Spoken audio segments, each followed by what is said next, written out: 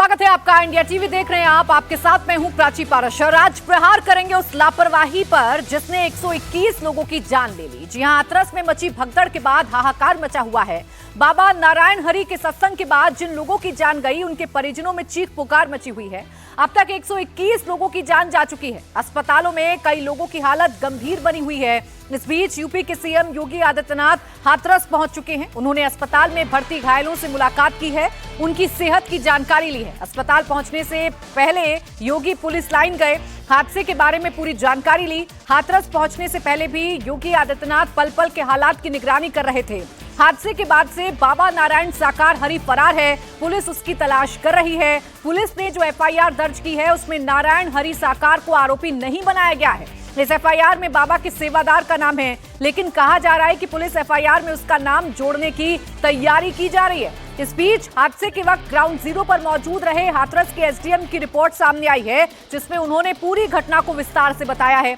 SDM ने DM को भेजी अपनी रिपोर्ट में कहा है कि सत्संग के बाद श्रद्धालुओं की भीड़ बाबा के चरण रज लेने के लिए दौड़ी, लेकिन जब बाबा के सिक्योरिटी गार्ड और सेवादार ने उन्हें रोकने की कोशिश की तो फिर धक्का मुक्की हुई और इसी के बाद भगदड़ मच गई है। तो जो सेवादारों की भूमिका है बाबा के, उनकी संदिग्ध बताई जा रही है और बताया ये जा रहा है कि दरअसल श्रद्धालुओं में आपाधापी थी बाबा के चरण रज लेने के लिए। इसी दौरान सेवादारों ने रोकने की कोशिश की, धक्का मुक्की हुई और फिर एक के ऊपर एक लोग गिरने लगे।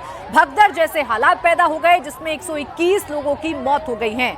सत्संग के इस नरसंहार ने कई सवालों को जन्म दे दिया है। सवाल है प्रशासनिक चूक का, सवाल है प्रशासनिक लापरवाही का और सवाल है उस बाबा पर जिसने इतने बड़े सत्संग का आयोजन करवाया। आयोजकों ने इतने बड़े सत्संग का आयोजन करवाया और जितनी सीमा रखी गई थी भीड़ की, उस सीमा से कई गुना ज्यादा लोग इस सत्संग में पहुंचे। सवाल यह है कि इसकी देखरेख क्यों नहीं की गई और सवाल जो सबसे बड़ा है वो ये कि बाबा का नाम एफआईआर में दर्ज कब किया जाएगा और अभी तक उसका नाम एफआईआर में क्यों नहीं लिखा गया है। आखिर कहां है बाबा, ये वो तमाम सवाल हैं जो खड़े हो रहे हैं। हालांकि इन सब के बीच यूपी की योगी सरकार एक्टिव है। मुख्यमंत्री योगी आदित्यनाथ खुद हाथरस पहुंच चुके हैं। पहले पुलिस लाइन गए, वहां जाकर उन्होंने पूरी घटना की जानकारी ली है और अब घायलों से मुलाकात कर रहे हैं। सूट बूट में प्रवचन, 300 एकड़ में आश्रम। अब आपको ये बताते हैं कि नारायण साकार हरि आखिरकार है कौन, इसने इतना बड़ा आश्रम कैसे बनाया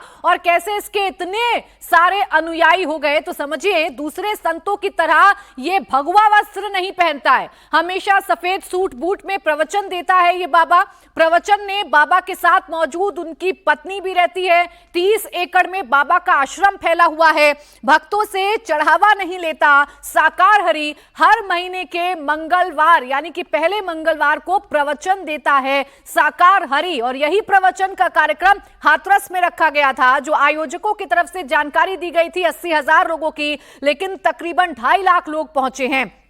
अब पूरी जो कुंडली है साकार हरि की वो समझिए। इसका असल नाम है सूरजपाल और ये एटा जिले के बहादुर नगरी गांव का निवासी है। इससे पहले यूपी पुलिस में इसने नौकरी की, इंटेलिजेंस यूनिट में भी बाबा साकार हरि रहा है। इसके साथ ही साथ यौन शोषण के आरोप के बाद इसकी बर्खास्तगी हो गई थी पुलिस की नौकरी से। इसने जेल से छूटने के बाद अपने नाम को बदला, अपने प्रोफेशन को बदला और ये बन गया बाबा, जो कि अपने अनुयायियों को प्रवचन दिया करता था। नारायण हरि उर्फ साकार विश्व हरि नाम से ये जाने जाने लगा और हर महीने पहले मंगलवार को इसका सत्संग हुआ करता था। अभी बाबा फरार चल रहा है और इसकी तलाश लगातार यूपी पुलिस कर रही है। हाँ, जो भक्त लोगों ने मतलब अपने जिनको भलो होगा बिन्ने अपनो अपनो बनाओ, जिनकी हुब थी वो बिन्ने दान करो बिन्ने। अब सत्संग ना हो तो डेली आती है जाती है जनता, अपने सिर माथे मतलब मत्था टेकती है और फिर चली जाती है। अब लोग ना कि मत पूछो, लोग तो जहाँ पर लाखों आ जाए, 50,000 आ जाए, हाँ तो चलती का घर बिल्कुल त्याग दिया, आते जाते नहीं है। फिर ये साम्राज्य कैसे बना बाबा का? जैसे पहले लोग आते जाते रहे और आने के बाद जिस किसी का भला होता है वो ना मांगते हैं ना करते हैं, ना 1 रुपया किसी पे से लेते हैं और ना जहाँ चढ़ाना चढ़ता है।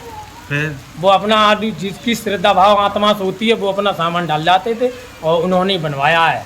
बाहर के लोगों ने, भक्त लोगों ने बस उन्होंने किसी पर न मांगा है, न 1 रुपया कहीं कहीं मतलब चढ़ता है, नहीं किसी दान पुण्य पर चढ़ता है, ना डाला जाता है, ना कोई मतलब नहीं। भाई हते 3, बहनें 3 हैं। सेवा में ये है कि आते जाते रहते हैं यहाँ पर, 1 हफ्ता रहते हैं, 4 दिन रहते हैं, फिर निकल जाते हैं, फिर आते हैं, फिर जाते हैं, फिर आते जाते अपना सेवा करते हैं, निकल जाते हैं। कम से कम मतलब सत्संग से इससे जुड़े हैं ताकि मतलब 24 साल से पहले के जुड़े हुए हैं। तो ये बाबा कैसे इतना बड़ा बन गया, ये तो आपने जो ग्रामीण है उनकी जबानी समझ लिया कि कैसे धीरे धीरे वो सत्संग करता रहा और सत्संग के जरिए ही उसके साथ अनुयायियों की जो संख्या थी वो लगातार बढ़ती रही। अब हाथरस में हाहाकार के बाद बाबा आखिर कहां फरार हो गया, भोले बाबा से कई सवाल हैं जो पूछे जा रहे हैं। हादसे से जुड़े सबूत छिपाने की कोशिश क्यों की गई, सेवादारों ने भीड़ रोकने की कोशिश क्यों की, क्योंकि इसी वजह से भगदड़ मची है, ऐसी जानकारी मिल रही है। बाबा के काफिले वाले रास्ते में बैरिकेडिंग क्यों नहीं की गई थी, अव्यवस्था कैसे हो गई, परमिशन में भीड़ की संख्या क्यों कम बताई गई, ये सवाल हैं जो फिलहाल उठाए जा रहे हैं। पंडाल के चारों तरफ आने जाने के रास्ते क्यों नहीं थे, सिर्फ निकासी का एक रास्ता क्यों था, हादसे के बाद से बाबा फरार क्यों हो गया, वो क्यों भाग गया, हादसे से जुड़े सबूत छिपाने की कोशिश क्यों की गई। जैसी तस्वीरें सामने आ रही हैं और जैसी हमारी टीम ग्राउंड पर मौजूद है वो बता रही है कि जो जूते चप्पल बिखरे हुए थे, जो सामान लोगों का बिखरा हुआ था, इस पूरे के पूरे भगदड़ के बाद उस सामान को उठाकर पास वाले खेत में फेंकने की कोशिश की गई, यानी कि उसे छिपाने की कोशिश की गई। अब ये फरार बाबा कब तक पुलिस की गिरफ्त में आएगा, ये वो बड़ा सवाल है जो खड़ा हो रहा है। और कब एफआईआर में भोले बाबा का नाम शामिल होगा, साकार हरि का नाम शामिल होगा, ये वो सवाल है जो इस घटना के बाद खड़ा हो रहा है।